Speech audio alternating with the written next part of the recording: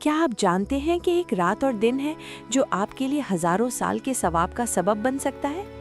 کیا آپ تیار ہیں اپنے بچپن اور دل کو اس عظیم برکت کے لیے قربان کرنے کے لیے؟ سردیوں کی ہلکی سی خنکی اور رات کی خاموشی پورے گھر کو اپنی آغوش میں لیے ہوئے تھی۔ گھر کے کمرے میں نرم روشنی جل رہی تھی، جہاں امی جائے نماز پر بیٹھی تھیں اور سارم اور عائشہ ان کے پاس خاموشی سے بیٹھے تھے۔ امی نے مسکرا کر بچوں کی طرف دیکھا اور نرمی سے بولی، بچوں، کیا تم جانتے ہو آج کون سی رات ہے؟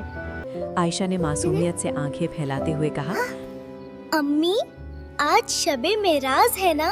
امی کے چہرے پر خوشی پھیل گئی۔ بالکل 27ویں رجب کی رات کو شب معراج کہتے ہیں۔ ہاں، سبحان اللہ۔ یہی وہ عظیم رات ہے جس میں ہمارے پیارے نبی صلی اللہ علیہ وسلم کو اللہ تعالیٰ نے معراج شریف کا بے مثال اور عظیم الشان موزہ عطا فرمایا۔ سارم غور سے سن رہا تھا۔ امی نے بات جاری رکھی، اس رات عبادت کرنا بہت بڑی سعادت ہے، اور جو اس دن روزہ رکھے اسے اللہ تعالیٰ بہت زیادہ اجر عطا فرماتے ہیں۔ کچھ دیر بعد ابو کمرے میں آئے۔ انہوں نے بچوں کے سروں پر پیار سے ہاتھ پھیرا اور کہا، کیا میرے بہادر بچوں کو معلوم ہے کہ 27ویں رجب کے روزے کی کیا فضیلت ہے؟ آپ بتائیے نا۔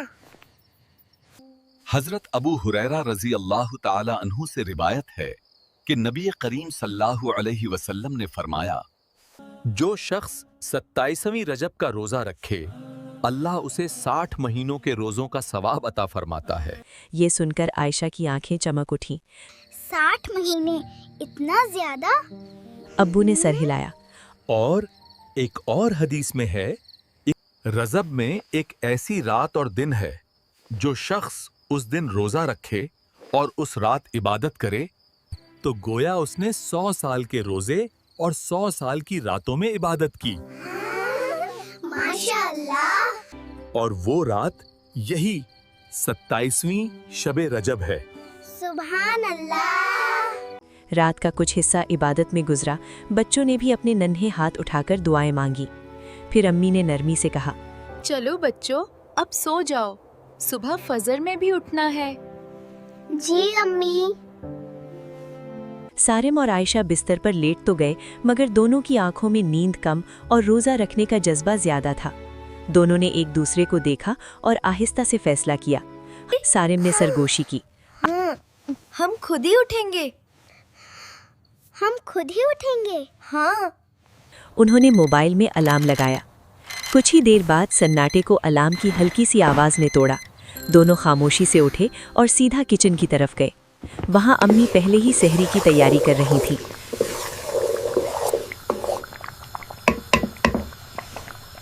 امی نے چونک کر بچوں کو دیکھا۔